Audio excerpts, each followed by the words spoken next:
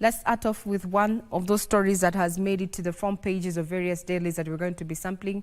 And this is in regard to medical services, or other services at the Kenyatta University Teaching, Research and Referral Hospital were abruptly paralyzed on Monday after medical and support staff downed their tools to protest poor working conditions.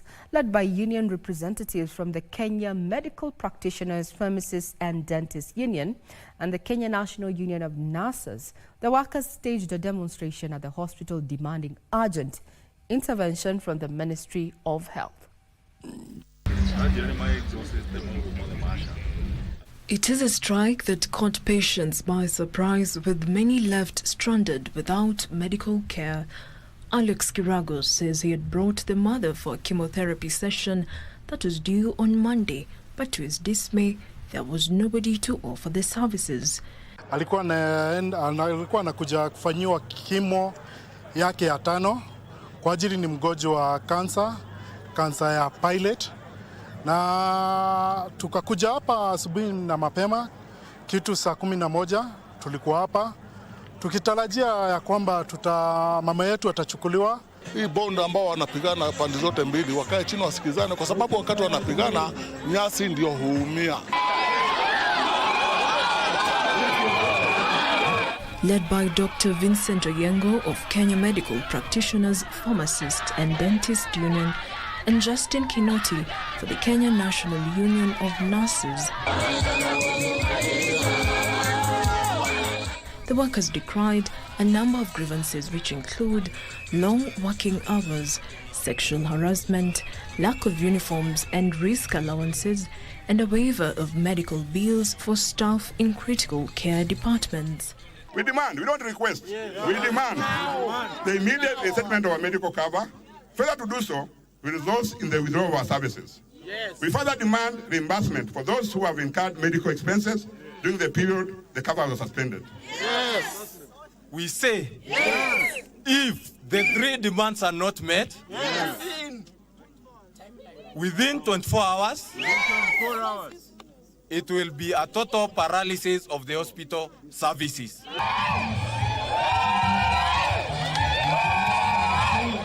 They also called for the immediate reinstatement of the hospital's suspended CEO, Ahmed Dagane, who was placed on compulsory leave pending an investigation into allegations of financial mismanagement. The recent developments regarding the forced leave of the substantive CEO have severely impacted the hospital operation, leading to a decline in staff morale. The workers now want Health Cabinet Secretary Deborah Baraza to intervene on the matter.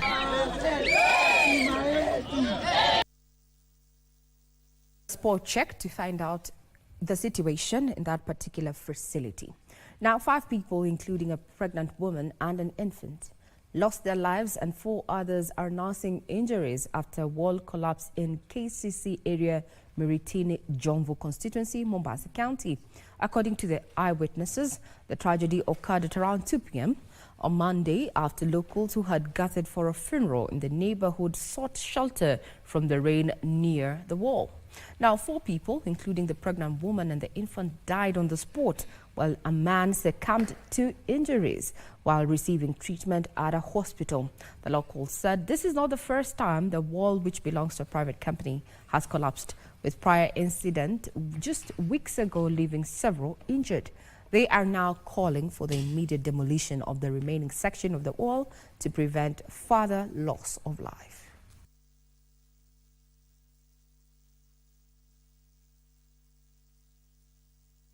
Mvua ikazidi kuzidi, ndo tayari ukuta watu wakawa wameenda kujiziba hiyo mvua kwenye ule ukuta, ndo ukuta tayari na ukashuka wote tayari hapo.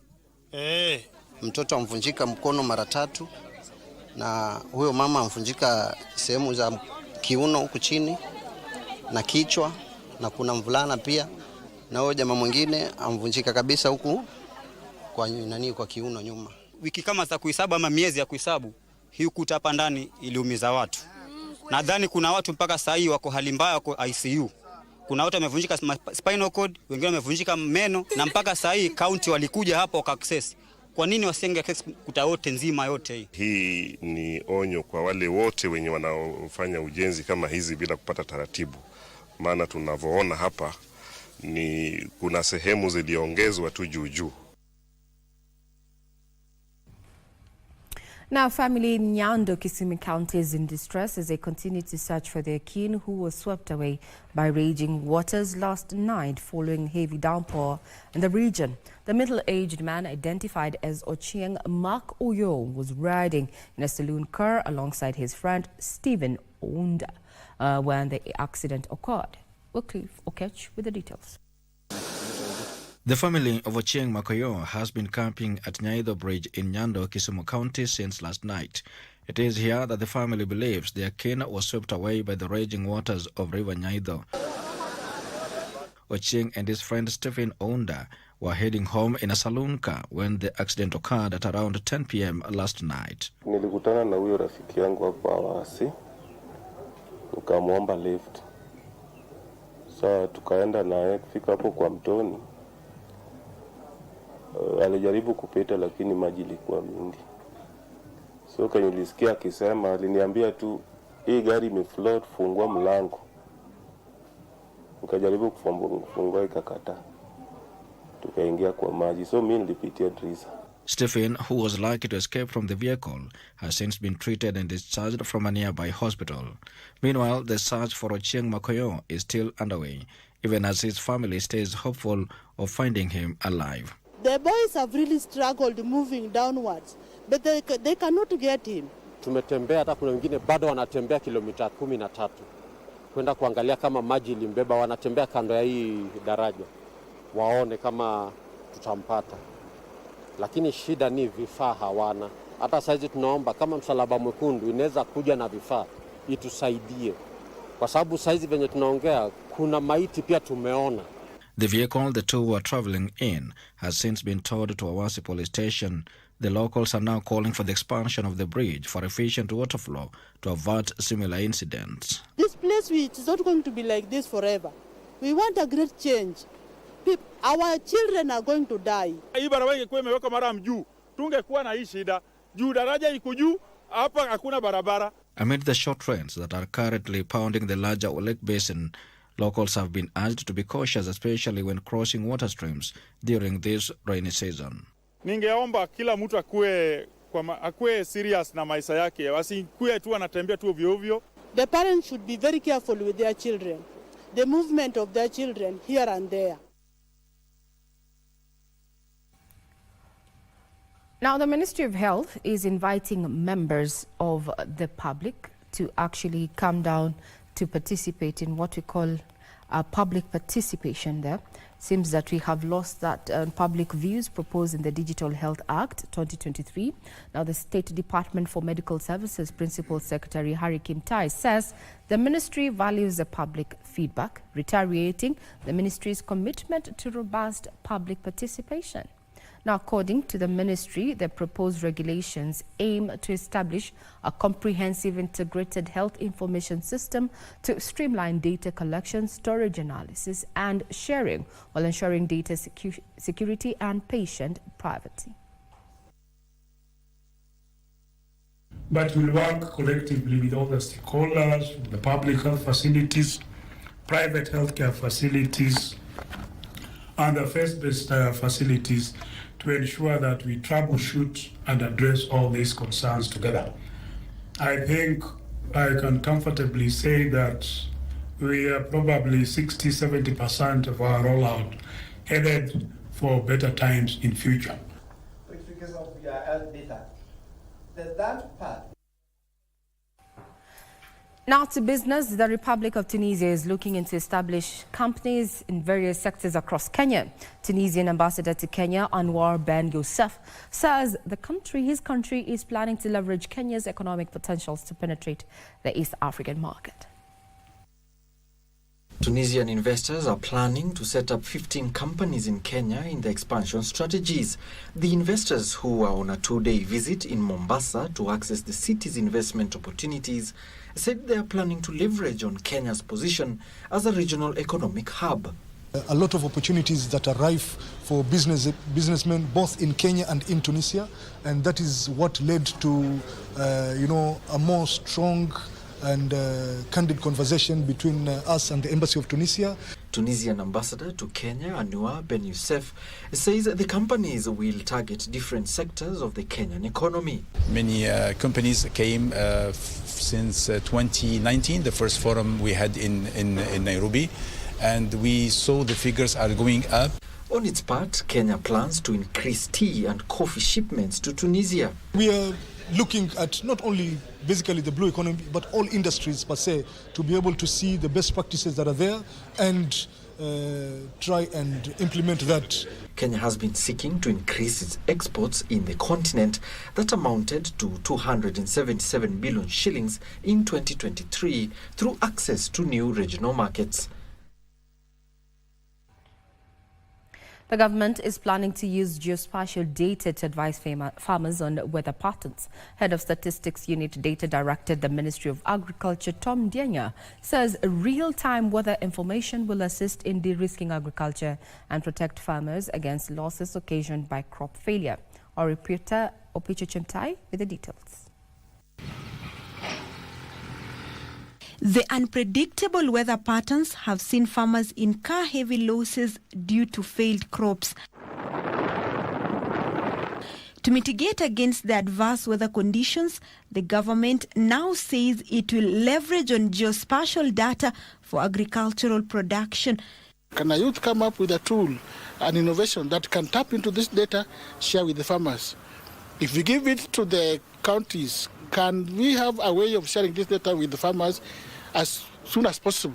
Under the Africa Agriculture Adaptation Atlas project, farmers will have real-time weather information tailor-made for every county. If, for example, we are talking about an arid and semi-arid land county, whether it's, say, Wajir or some areas like Kitui, it's about why should we go for this value chain as opposed to the other, and why would it be more successful, kind of creating an evidence of choosing one value chain over the other.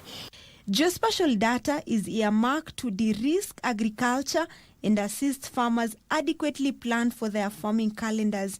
We're looking at what is being done with one county and the other, understanding that their landscape is different. So there are counties that are predominantly for crop growing, there are others for livestock. So we're looking at these counties and comparing how are they making their decisions and how best can we support them. Everybody is still having hits and misses because we lack a coordinated approach in the way that we implement some of these ideas. So as Nyeri and as a caucus, we have agreed that we are going to really take this on board.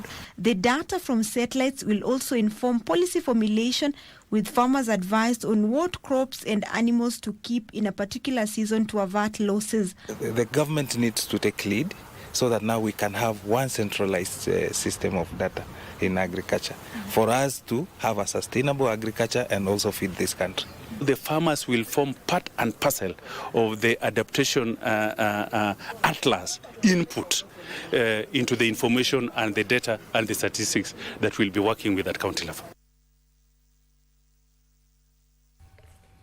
To sports, the national rugby sevens team Shujaa has been pulled in Group B for the second leg of the World Rugby Sevens circuit in Cape Town, scheduled for the 7th to the 8th of December. Shujaa will meet Australia and Spain in the three-team group and will be out to improve on their 10th place finish in Dubai. After the opening round last weekend, Shujaa is placed 10th on the standings with 3 points, while Australia is 7th and Spain is ranked 2nd with 18 points. Now in Dubai, Kenya lost to France and Australia in the group stage but beat South Africa to be relegated to the 9th place semis, where they beat Ireland but succumbed against Uruguay in the 9th place final. Fiji leads the 12-team standings with 20 points, while Spain is 2nd, 2 points adrift. Argentina, New Zealand and France are placed 3rd to 5th positions respectively.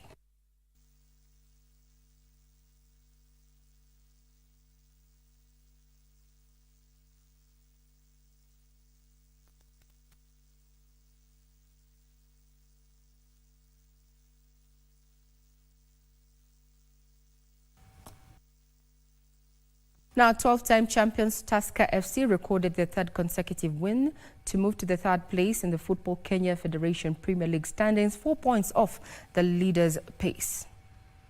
Tusker defeated Moranga Seal 3-1 with Brian Ogam scoring all the 3 goals to help Brewers move to within 4 points of leaders KCB. Tusker is ranked third with 18 points, while KCB, who drew their second match in as many games, remained top with 22 points. Bandari continued with the impressive run, registering their second win on the bounce after beating Nairobi City Stars by 1-0 to move to second place with 19 points. Newly promoted Mara Sugar dropped to 4th position following 2-0 defeat against Gor Mahia. Mathare United is ranked 5th on 15 points. Defending champions Gor Mahia lie 6th with 14 points, while FC Leopards, Kariobangi Sharks, Sofapaka and Shabana are ranked 7th to 10th respectively. Kenya Police winless run extended to 5 matches and are sitting at the bottom of the group with a meager 8 points. Posta Rangers and Talanta occupy 16th and 17th positions respectively.